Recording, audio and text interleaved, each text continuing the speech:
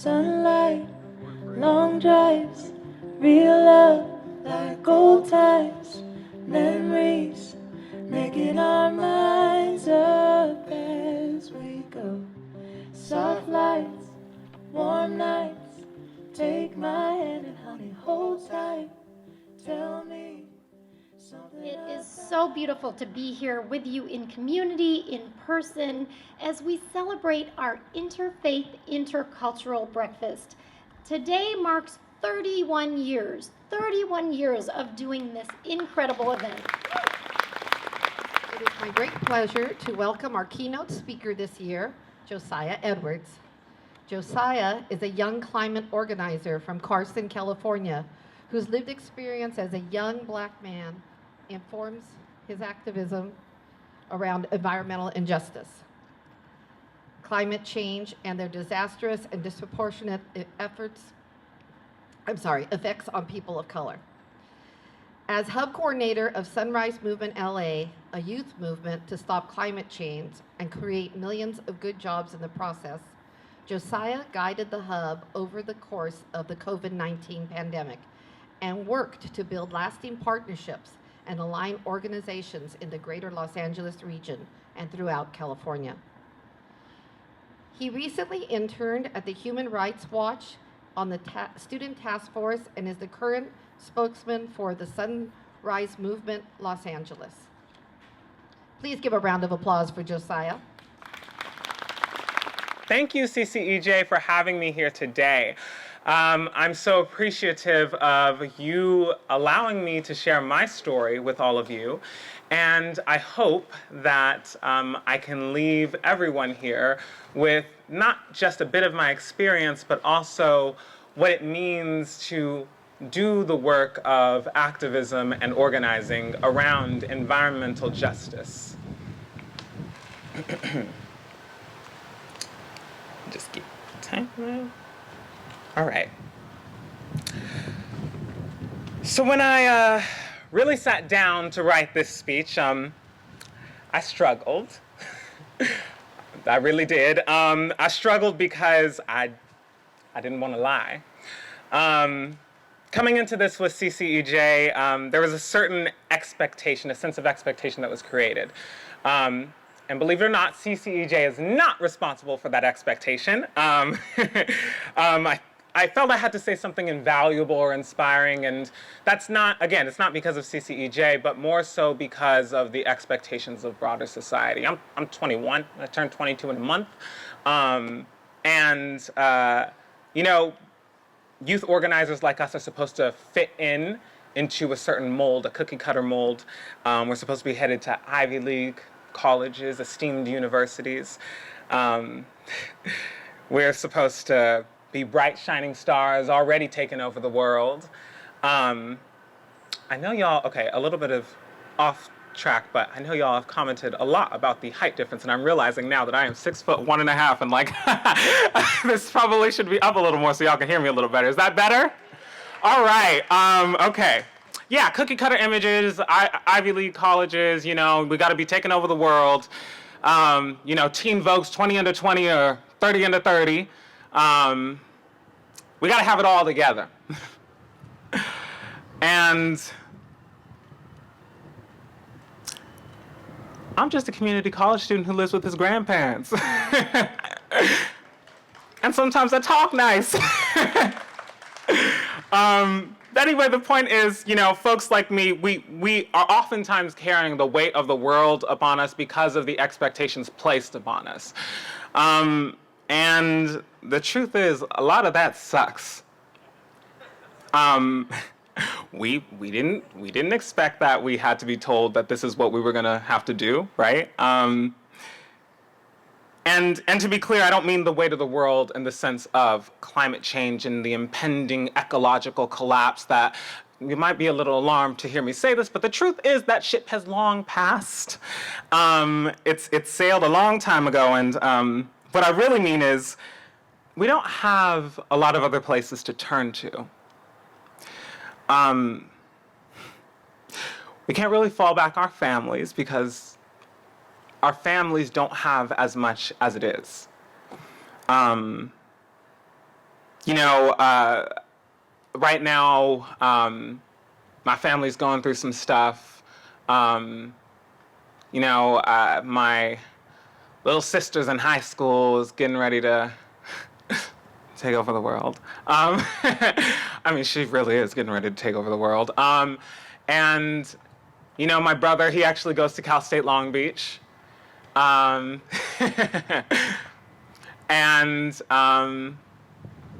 right now, they're going through a transitionary period themselves alongside my mom. And it's really hard for them. And, you know, that's just an indication of what some of that, like, we're real people. It's not just, you know, something that happens because we were capable. I didn't have the ability to just, you know, sit back and get my way paid through college and then go through college and then after that get my master's and then after that, you know, get my cookie cutter nice job as a, you know, any of the things my grandmother told me I had the right to believe that I could be, whether it be an actor or a lawyer or a politician or a high up there, a professor at a nice university, right? That struggle is very real. And I don't say any of that to make anybody feel sorry for me or my family, but I say that to just give you a bit of a glimpse into what it is like to be me.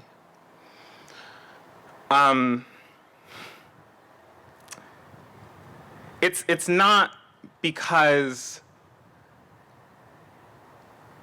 we're supposed to have everything together. It's because we live in a broken and cruel world, and the reality of everything is that things are hard. And we should be gracious enough to admit that and to be honest about that.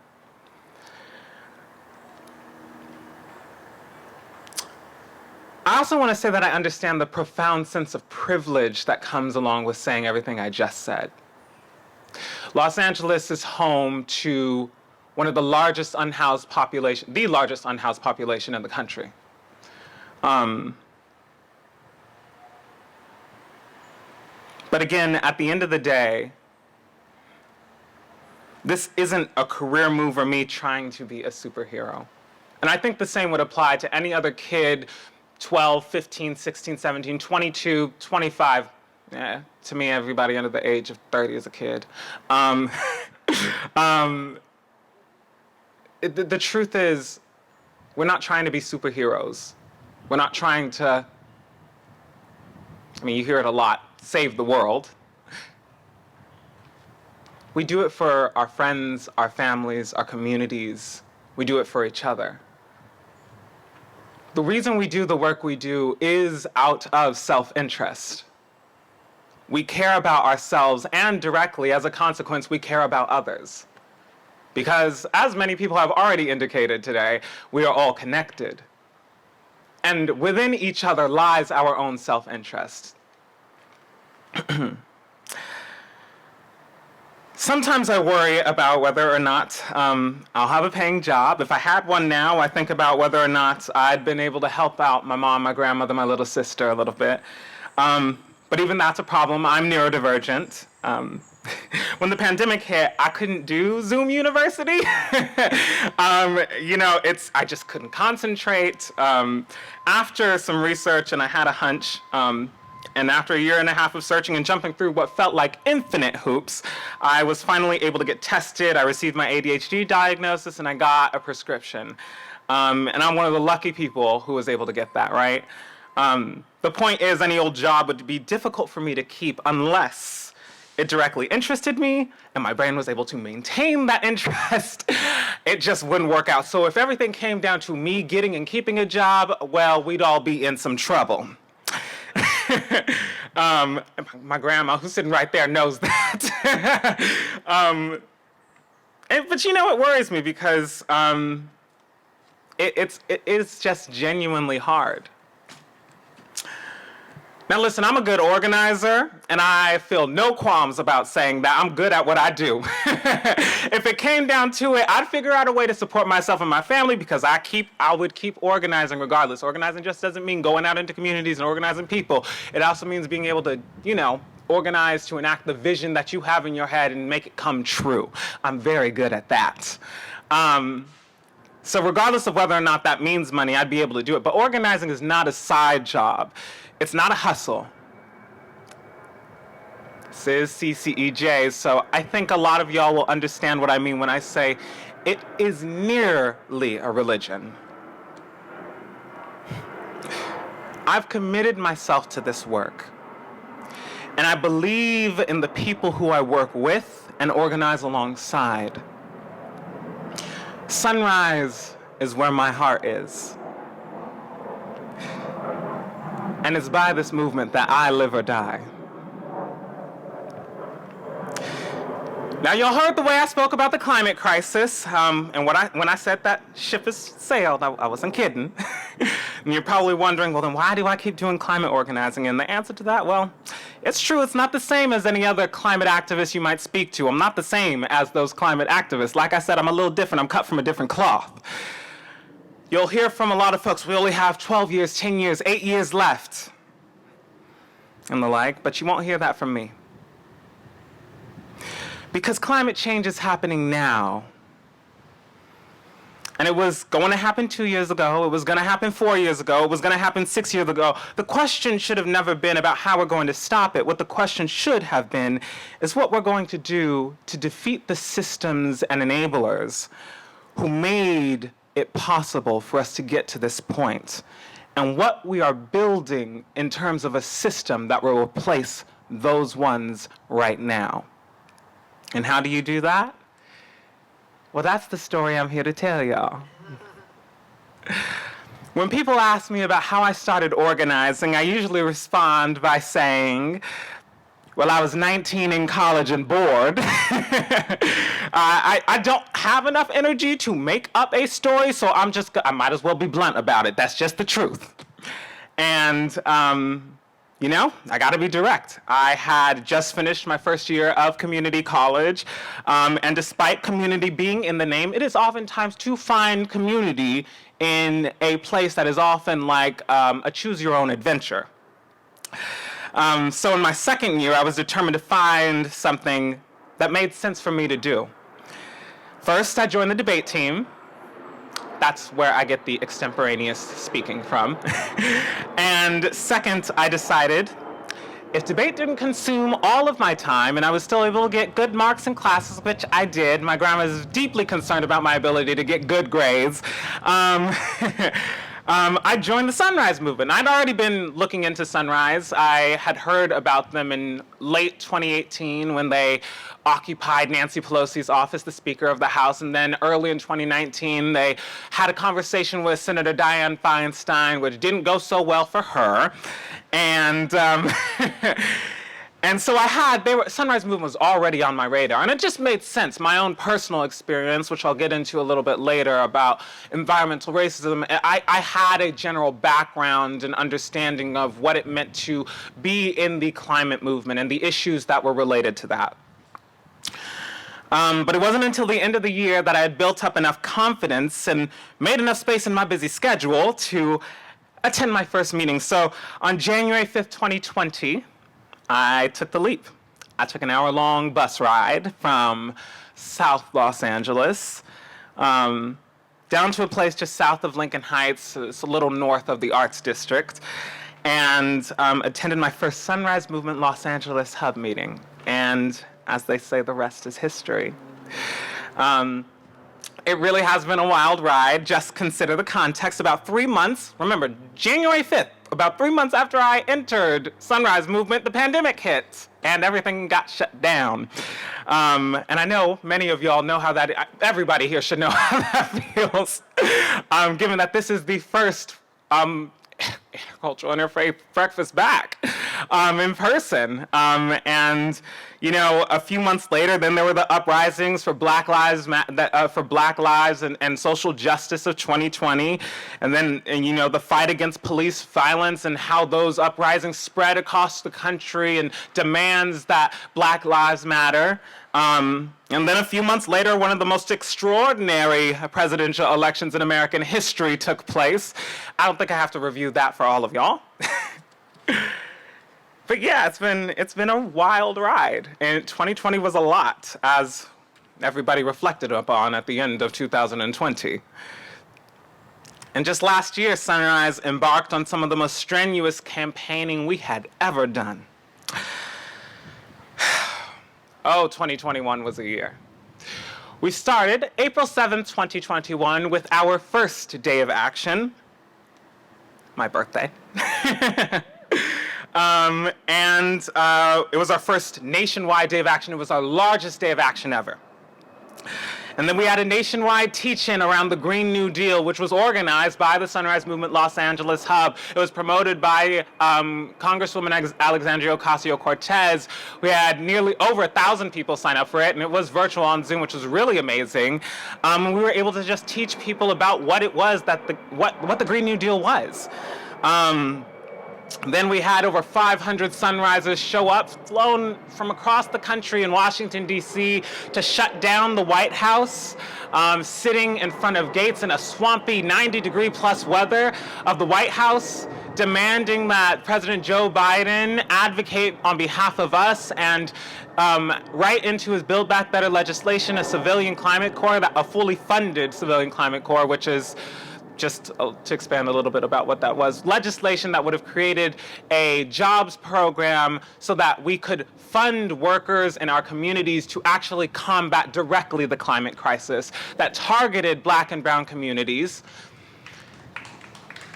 And thankfully, he did include it in his Build Back Better legislation.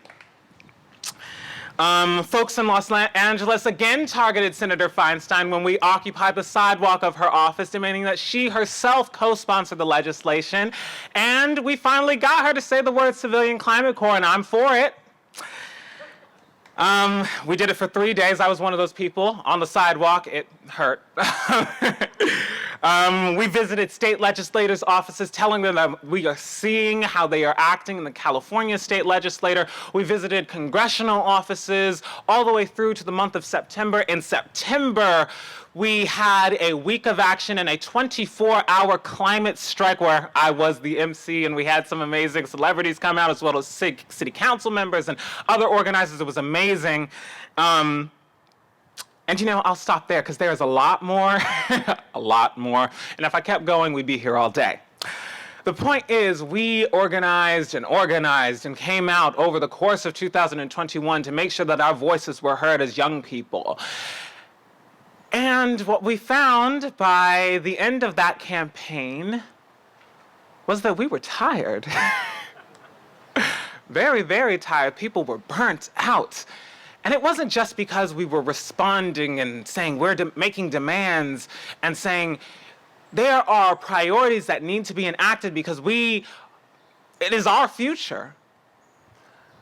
But it was because at the end of all of that, it only took one senator to appear on television to say that he was going to kill the Build Back Better legislation.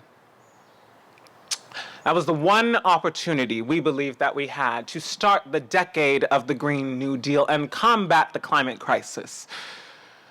In 2021, the IPCC, the Intergovernmental Panel on Climate Change, released a report describing that we are nearly certain, guaranteed to reach 1.5 degrees Celsius of a rise in global temperatures above pre-industrial levels, and that we will likely live with the impacts of climate change at that level for the next 30 years.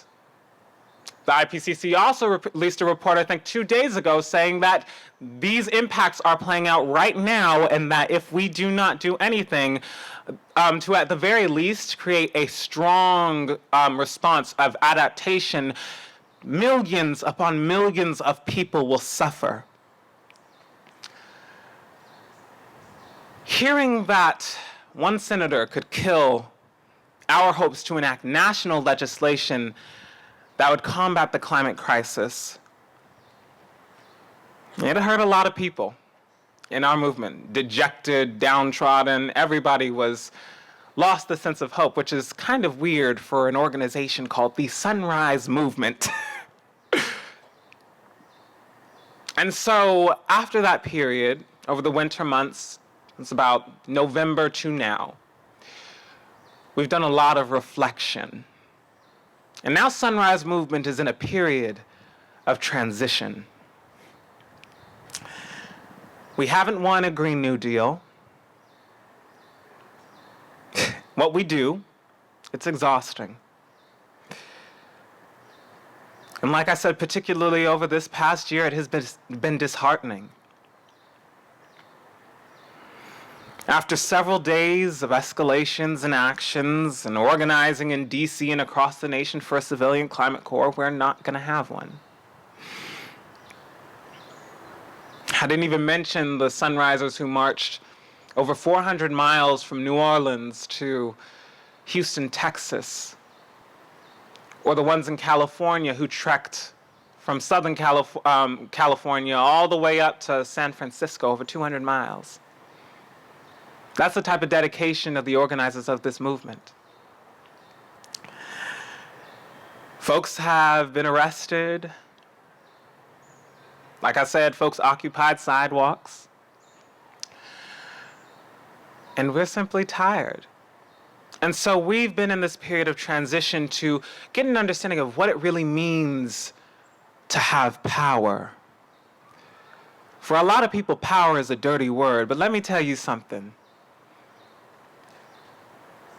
As somebody who grew up with childhood asthma, whose father has asthma, whose brother has asthma, whose lives and health were put at risk as a consequence of living near and around environmental injustice, having one of the largest oil refineries west of the Mississippi in our backyards,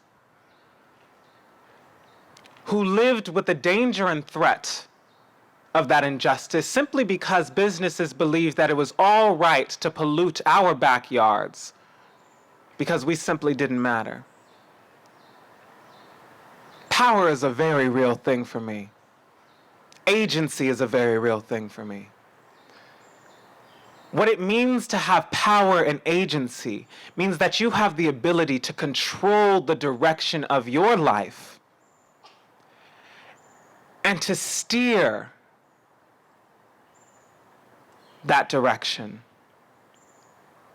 What it means is that I can say to those who decided to do business in our backyard and said that our lives don't matter, that yes, my life does matter, and it does not matter than your profit, more than your profit. What it means is that I am working with my community, my brothers, my sisters. And when I say brothers and sisters, I mean my fellow young organizers who also have experienced the impacts of environmental injustice, and also those who understand the importance and interconnectedness of this issue. We're not the old school environmental organizers of the past who believe that we only need to focus on the polar bears and the trees. Like I said a while ago, we're cut from a different cloth. This isn't simply about that. It's about the very systems of exploitation that enabled our suffering in the first place. What agency means is that we have the ability to tear down those systems and replace them with new ones that actually support us. When we talk about environmental injustice, we are talking about that we are experiencing the impacts of climate change right now, not the far off future in 8, 5, 6, 4, doesn't matter how many years, that we have been living with this for all of our lives. When we talk about environmental injustice, we talk about the organizing that needs to happen now to change our living conditions, our material reality. It's not something that's far off in the future, it's happening right now. That's what agency means for me.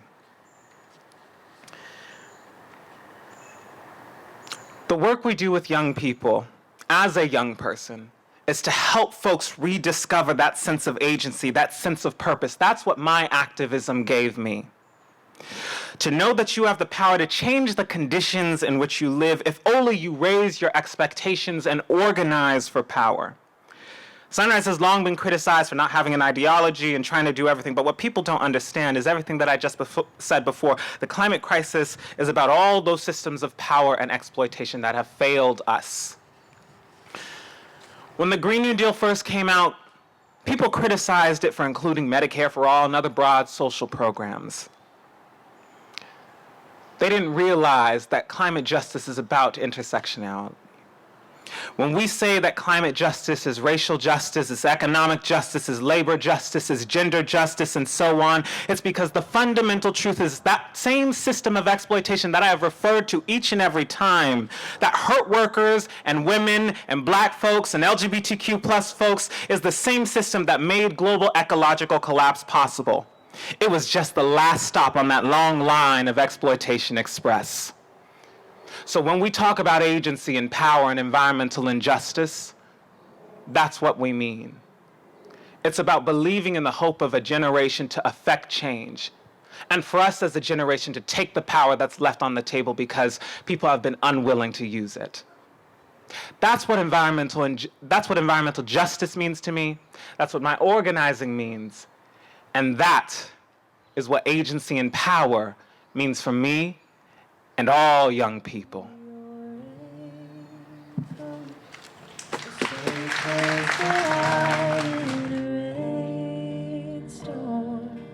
Between a drop and a downpour, whenever you need me, I'll keep you warm, and I'll be your raincoat